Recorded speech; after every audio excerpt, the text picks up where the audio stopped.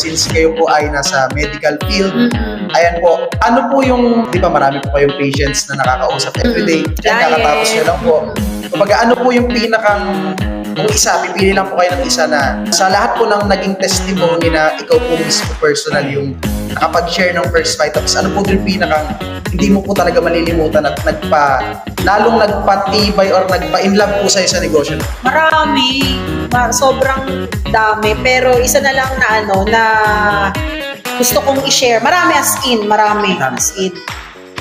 Siguro yung nung pumunta ako ng San Juan, La Union, yung matanda na 4 operation na siya ng gallbladder stone. Napainom siya ng 5 sachet ng Guyabano Original.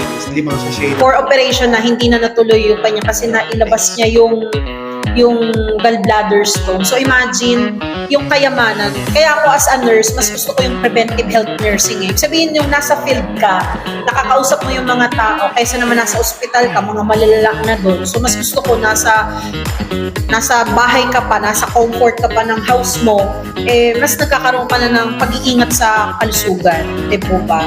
At sinasabi nga natin, hindi mo kailangan maging nurse, maging doktor para sa preventive health nursing. Kahit na sino pa tayo, lahat tayo dapat meron tayong awareness, meron tayong eagerness na maging mission yun.